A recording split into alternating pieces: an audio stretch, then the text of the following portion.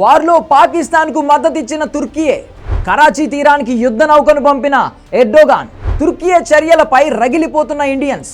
Social మీడియాలో ban Turkiye trend. ఆ దేశం ఉత్పత్తులు వాడొద్దని నెటిజన్ల సూచన.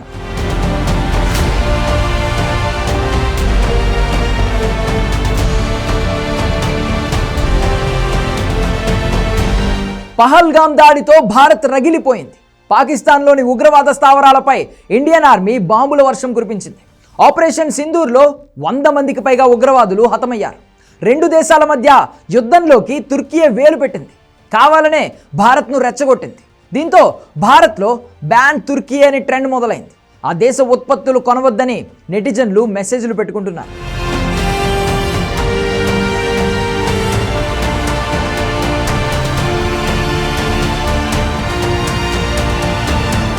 భారత్ పాకిస్తాన్ మధ్య ఉద్రిక్తతలు కొనసాగుతున్నాయి. తాత్కాలికంగా కాల్పుల విరమణ ప్రకటించిన సరిహద్దుల్లో పరిస్థితులు మాత్రం యుద్ధ వాతావరణం కంటిన్యూ అవుతోంది.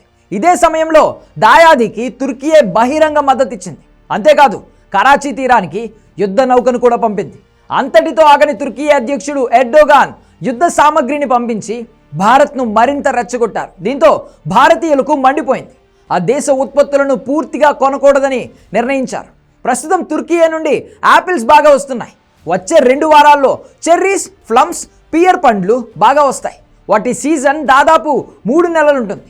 తుర్కీయే బహిరంగంగా పాకిస్తాన్కు మద్దతు ఇవ్వడంతో ప్రజలు దేశభక్తితో బ్యాన్ తుర్కీయే నినాదాన్ని ఎత్తుకున్నారు.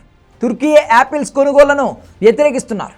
వాస్తవానికి వచ్చే 3 నెలల్లో దాదాపు 1000 టర్నోవర్ జరుగుతోంది. కానీ తుర్కీయేపై నిషేధం కారణంగా దీనిపై ప్రభావం పడే అవకాశం ఉంది. దేశంలో ప్రస్తుతం బ్యాన్ తుర్కీయే ట్రెండ్ నడుస్తోంది. మహారాష్ట్ర, పూణేలోని వ్యాపారులు తుర్కీయే నుండి వచ్చే యాపిల్స్ను పూర్తిగా బహిష్కరించారు. ఆ దేశం నుండి యాపిల్స్ను దిగుమతి చేసుకోవడం మానేశారు. ఫలితంగా పూణేలోని మార్కెట్ యార్డ్లో తుర్కీయే యాపిల్స్ కనుమరుగయ్యాయి.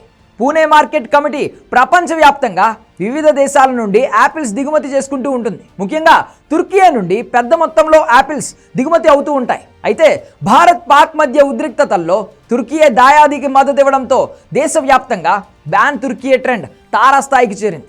తుర్కీయే నుండి వచ్చిన యాపిల్స్ను దిగుమతి చేసుకునేందుకు వ్యాపారులు నిరాకరిస్తున్నారు. దానికి బదులుగా ఇతర దేశాల నుండి వచ్చే యాపిల్స్ను దిగుమతి చేసుకుంటున్నారు.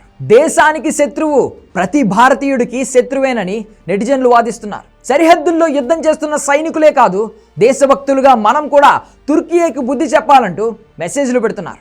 మనకు వివిధ రకాల యాపిల్స్ అందుబాటులో ఉన్నాయి. అలాంటి పరిస్థితుల్లో మనల్ని వ్యతిరేకించే దేశాల పండ్లు మనకు ఎందుకని ప్రశ్నిస్తున్నారు. తుర్కీయే పాకిస్తాన్కు బహిరంగంగా మద్దతిచ్చిన తీరును దేశ ప్రజలంతా వ్యతిరేకిస్తున్నారు. పౌరులుగా తాము కూడా తుర్కీయే యాపిల్స్ను బహిష్కరించామని చెబుతున్నారు. ప్రజలు సైతం తుర్కీయే నుండి వచ్చే యాపిల్స్ కొనడం మానుకోవాలని సూచిస్తున్నారు.